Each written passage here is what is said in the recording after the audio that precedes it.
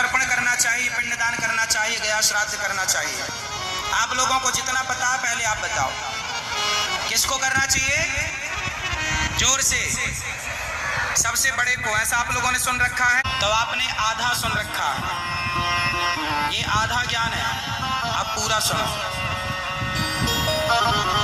यदि 4 भाई हैं आप लोग, या 3 भाई हैं आप लोग, या 2 भाई आप लोग, या 10 भाई हैं आप लोग, यदि आप लोग चारों का चूल्हा एक है, चारों एक साथ खाते हो, एक घर में रहते हो, तब तो तुम 4 भाई हो ना, और चारों एक हो, एक चूल्हे पर तुम्हारा खाना बनता है, भोजन बनता है, तो बड़ा भाई करेगा तो चलेगा।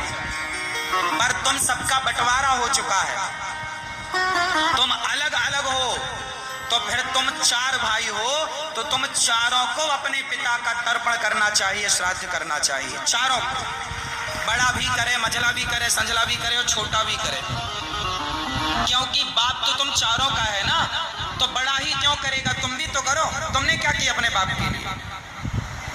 भाई सारी संपत्ति तो बाप की बड़े ने ली नहीं, सब में तो बांटी गई है ना। जब संपत्ति चारों में बांटी गई है तो बाप को पानी भी तो चारों देंगे। हाँ, यदि तुम चारों एक चूल्हा में खाते हो, मतलब तुम्हारा बंटवारा नहीं हुआ, एक चूल्हा में खाते हो, तब तो तुम एक करोगे, चलेगा। बात समझ में आई? बड़ा भाई तब करेगा जब चारों का परिवार एक हो, मतलब एक चूल्हे पे तुम्हारी रोटी बनती हो। तो एक चूल्हे की रोटी यदि है तो वो एक चूल्हे की रोटी ही कोई बड़ा भाई जाएगा और एक चूल्हे की रोटी बनी किसी ब्राह्मण को, किसी गाय को, किसी कन्या को खिलाएगा, उससे उसके पितर तृप्त हो जाएंगे। परंतु तुम्हारे अब चूल्हे 4 हो गए हैं। चूल्हे कितने हो गए? 4 भाई हो ना, तो बंटवारा हुआ तो चूल्हे कितने हो गए? तो 4। तो चारों के घर से बाप की रोटी निकलनी चाहिए कि नहीं? इसलिए ये बात जो आप लोगों को ज्ञान है, ये बड़ा ही करे ना, ये ज्ञान अधूरा है।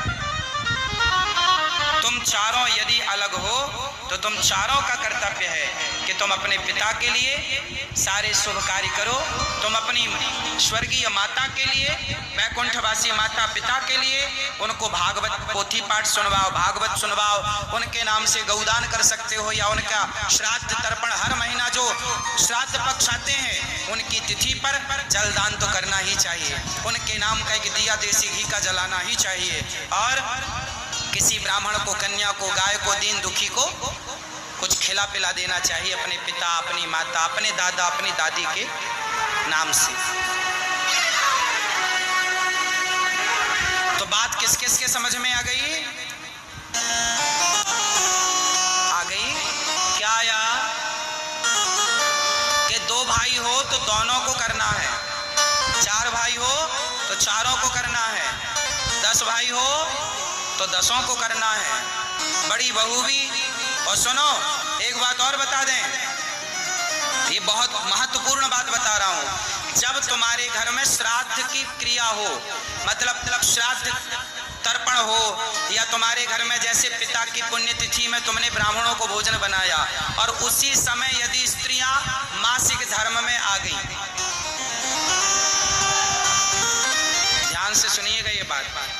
जैसे आज आपके पिता की तिथि है, माना कि उदाहरण, माना कि अष्टमी को तुम्हारे पिता की पुण्यतिथि है, और तुमने पिता की पुण्यतिथि पर तर्पण करके, पिंडदान करके ब्राह्मणों को भोजन में बुलाया, माना कि, और उसी समय घर की महिला को, घर की स्त्री को मासिक धर्म हो गया उसी दिन, या वो मासिक धर्म का चौथा दिन हो या तीसरा दिन हो, उस समय यदि मासिक धर्म वाली स्त्री यदि उस भोजन को स्पर्श कर देती है जो ब्राह्मणों के लिए बना है, या पितरों के लिए जो तुमने बनाया है कि हम इसका पितरों को समर्पित करेंगे, तो फिर तुम्हारे पितर उस भोजन को ग्रहण नहीं करेंगे।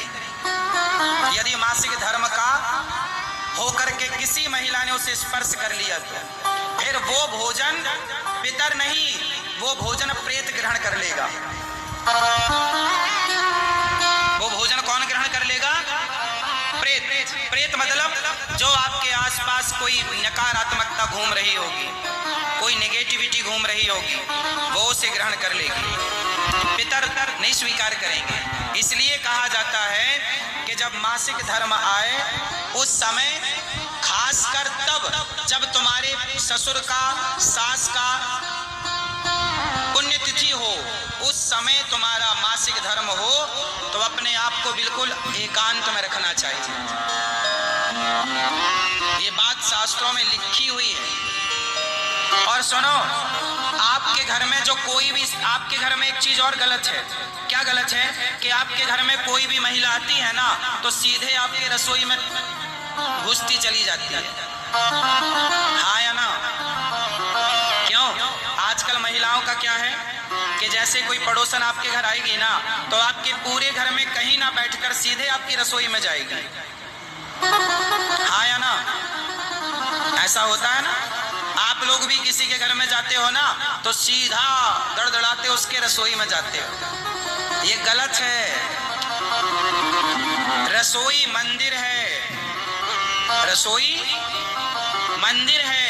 और आप रास्ते चलकर आए हो, ना जाने कितने लोगों को आपने छुआ होगा, कैसे कैसे लोगों को स्पर्श किया होगा, और आप किसी की रसोई में आएंगे। अच्छा ये बताओ, जिसको कोरोना हुआ था उसके संग कोरोना बैक्टीरिया साथ चलता था कि नहीं?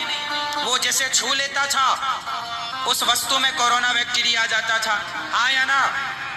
वो पुस्तक छू लेता था, पुस्तक में कोरोना बैक्टीरिया आ जाता था। वो गिलास छू लेता था, गिलास में कोरोना बैक्टीरिया। हाँ या ना? जब कोरोना का मरीज चलता था तो उसके आसपास 2-2 फीट 4-4 फीट की दूरी तक कोरोना बैक्टीरिया उसके साथ चलता। आपने माना कि नहीं इस बात को? हाँ या ना? इस प्रकार जब आप चलते हैं तो आपके साथ नेगेटिविटी या पॉजिटिविटी दोनों हमेशा चलती। और आपकी रसोई पवित्र होनी, जैसा खाओ अन्न वैसा रहे। आपकी रसोई मंदिर है, आपकी रसोई में कोई भी ना घुसे। नियम बनाओ, हमारी रसोई में जब हम जाएंगे, मैं भी जाऊं तो नहा धोकर जाना चाहिए। लघु शंका गए हो तो 4 कुल्ला करके रसोई में जाओ, हाथ पांव धुल के जाओ। शौच करने गए हो तो नहा कर रसोई में जाओ, बिना नहाए रसोई में नहीं। और तुम्हारे घर में कोई भी आता सीधा दड़दड़ाते रसोई में, पता नहीं वो महिला अशुद्ध है कि शुद्ध है, किसके छू कर आई है, किससे मिलकर आई है। गलत, रॉन्ग है। ना तो आप किसी की रसोई में जाओ, ना तो आप किसी को अपनी रसोई में आने दो। बहन बाहर वहां बैठो, हम वहां मिलेंगे आपसे, रसोई में नहीं। क्योंकि वो रसोई, वहां आपका भोजन बनता है, वहां बनेगा भोजन तो भोग लगेगा भगवान को, लगेगा कि नहीं? तो जब भोग लगेगा तो तुम शुद्ध पवित्रता से भोग लगाओगे क्या? पवित्रता से। फिर भाई जैसी रखो शुद्धि वैसी बनेगी। आजकल के बच्चों की बुद्धि क्यों बिगड़ रही है? क्योंकि इनकी शुद्धि बिगड़ गई। ये शौच करने जाते हैं, नहाते नहीं है। ये लघु शंका जाते हैं, 4 कुल्ला नहीं करते, दिन भर अशुद्ध रहते हैं। और जहां अशुद्धि होती है वहां नेगेटिविटी उसे देखो। प्रकृति में 2 चीजें हैं मेरी माँ, एक सकारात्मकता, एक नकारात्मकता, एक पॉजिटिविटी, एक नेगेटिविटी। आपने ध्यान दिया होगा, कुछ लोग भोजन करने बैठते हैं तो बहुत सारा जूठन नीचे गिराते हैं। हाँ या ना? आपके खाने के समय जो जूठन थाली के बाहर गिरता है, उस जूठन को आपके घर के आसपास नेगेटिविटी, जिसे प्रेत बाधा कहते हैं, भूत पिशाच जो होते हैं वो उस नेगेटिविटी को ग्रहण करते हैं। इसलिए खाते समय पवित्रता से खाओ। जैसा खाओगे अन्न वैसा रहेगा मन, जैसी राखोगे शुद्धि वैसी रहेगी